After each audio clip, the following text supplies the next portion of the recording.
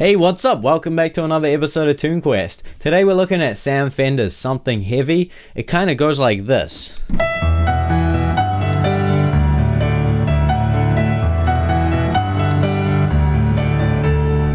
So that's a snippet from the chorus. This is a really great tune for its chord progression. It's a really simple chord progression, only 3 chords, and it's so great for jamming and improvising over. So if you want to get into like improvisation, this is perfect, and I'm going to show you how to play this tune and how to improvise over it. Okay, let's get straight into it with the chords. This is what we're going to learn.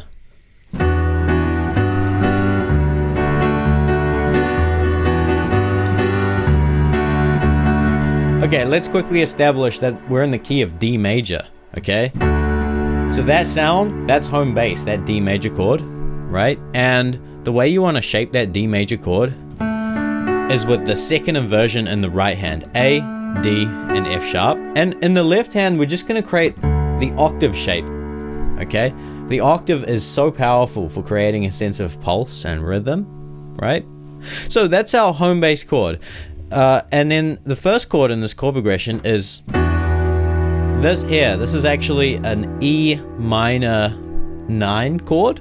Okay, so we've got an E root, and in the right hand, you can just create a B minor triad. And when you play a B minor triad over an E root, you actually create an E minor 9 chord. Because notice there, that note is the 9th extension. It's a whole step up from the root. See that? That note is the 7th extension, a whole step down from the root. Okay? So you can frame chords and like these cool extensions with just basic triads. That's why I always talk about triads and how they're literally the most powerful chords. Anyway, you can just create that shape. So this is the 2 chord in the key of D major, and we go to this chord here, G major 7. Now this is the 4th chord in the key of D major, right? And look, that the left hand is just a G octave. Okay, so the left hand is easy. And what's that in the right hand? That same B minor triad. So this is what we have. Chord 1, chord 2, in the progression that is, and then we go back to our home bass. Notice the thumb is the only finger that's moving in the right hand, okay? It's a really easy progression to play, right? Because the hand there, the right hand, is just in that same position the whole time. So good, okay? Now, you want to create a sense of rhythm, a sense of pulse to this. So you can go like 1, 2, 1, 2, 1, 2, 1, 2. Right? 1, 2, 3, 4, 1, 2, 3, 4. 1, 2, 3, 4, 1, 2, 3, 4. It's gonna give you a sense of rhythm because it's played on guitar, and the guitar has a really distinct sense of rhythm. So you can just create this kind of pulse by playing the chords like that. Okay, so yeah, that's how you can play the chord progression. Now, as for the left hand, you can pulse the left hand too by just alternating between the pinky and the thumb like that. So you can do that there, you can do it on the G, you can do it on the D. So this is what we have.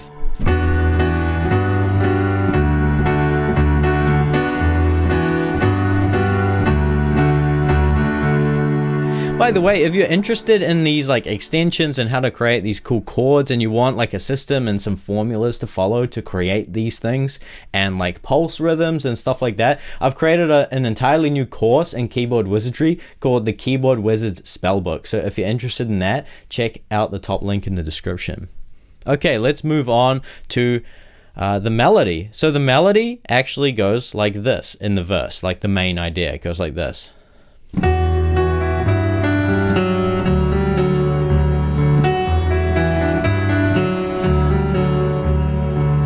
Okay, let me simplify it by just playing octaves in the left hand and playing that melody up here.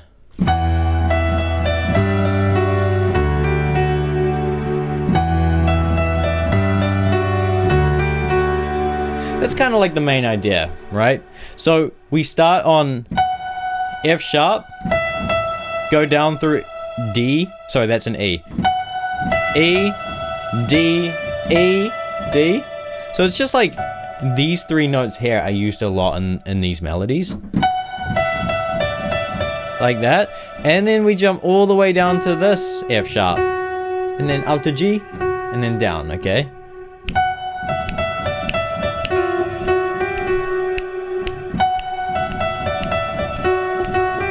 Okay, so that's kind of like the main idea. And again, let's start simple with the left hand. You could just hold those octaves.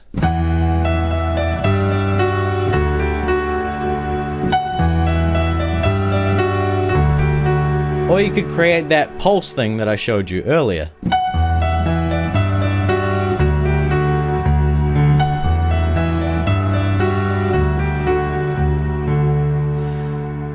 Okay, let's explore a few more other options, okay? You could create triads built from those roots, right? So those octaves, we're just playing the roots of the chords. So we could come up here and from those roots, construct triads.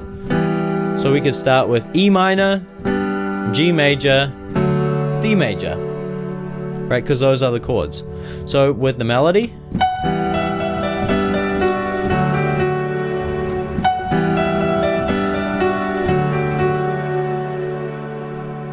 or we could turn those triads into arpeggios by going like this. Right? It's the same chord and the same shape in the hand, and you're just turning it into an arpeggio. With the melody.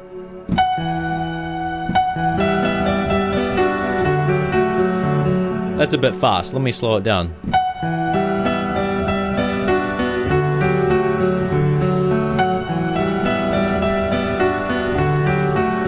Okay, so that adds some more movement.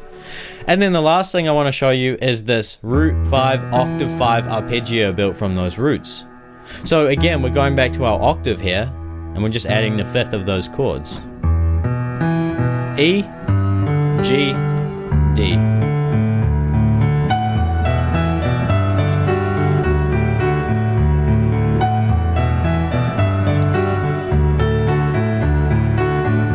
Okay, so it's quite simple, right? And it's good to know a bunch of different options as to how you can create the left hand. And the right hand as well. But for now, we're just using the right hand to play the melody. Okay, so now let's go into the chorus. Yeah, again, the melody, I mean, there's a bunch of different ideas in there, but it generally follows like these notes. Okay, now let me show you where these notes come from. They actually come from the D major pentatonic scale, which is D, E, F sharp, A, and B. And then that repeats, right?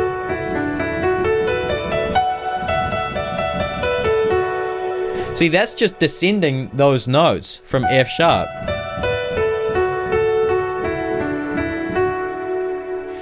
Right? This is why the pentatonic scale is the scale that you want to learn when it comes to improvising, because you can use any of these notes to just improvise your own melodies over this chord progression. Check it out. Let's keep it simple in the left hand with those triads, and let's just jam using those notes, right?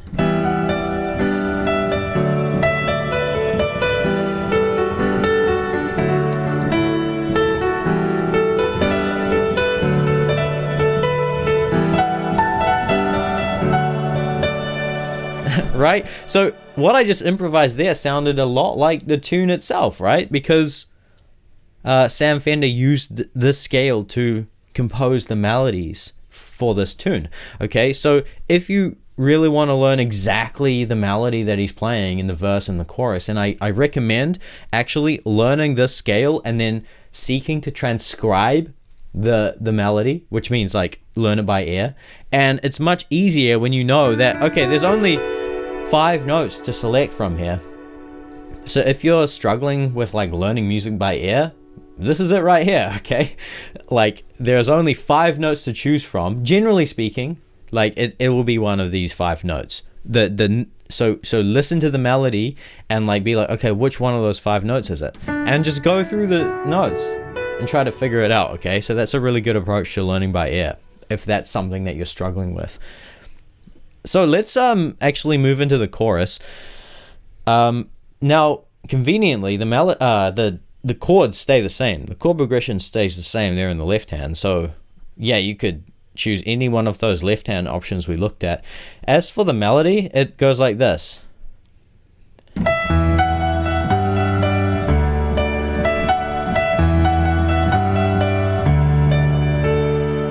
Okay, so that's kind of like the main idea, right? Starts on E, F sharp, E, F sharp, D. Holds that. D, E, F sharp. Right? Da, da, da, da, da, da, da, da, da, da. That idea repeats. And it has this answering phrase, okay? So here's a little lesson on how melodies are constructed, generally speaking. You've got this question and answer phrasing. This is a really typical way to compose a melody. So notice the first phrase there. Notice it kind of raises a question, you know what I'm saying? And then the second phrase is an answering phrase. You see how that kind of answers the first phrase? Right?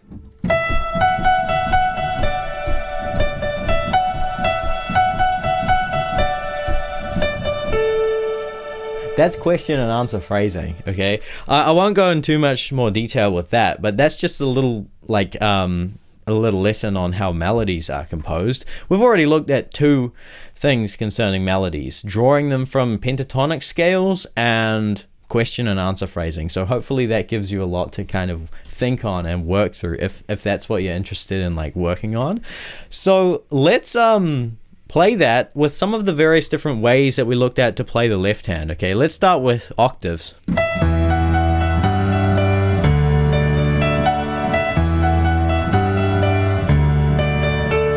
Okay, let's play that root 5 octave 5 arpeggio.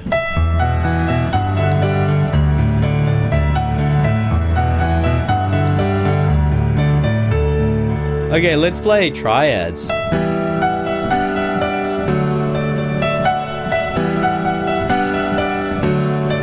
Triad arpeggios.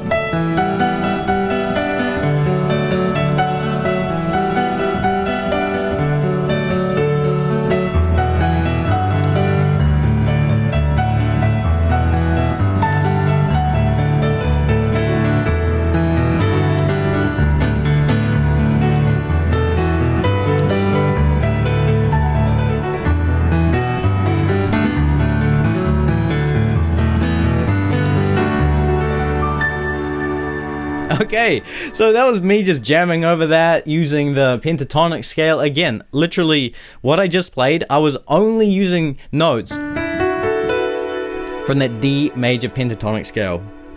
Okay, so hopefully you've learned a whole bunch in this lesson, and let me know what you think of this kind of approach to teaching tunes and like song tutorials on the piano. This is the approach that I think is the most valuable, because like it's called Tune Quest, right? And the whole idea is that every tune is a quest to like learn new or gain some new musical skills or knowledge or wisdom, you know?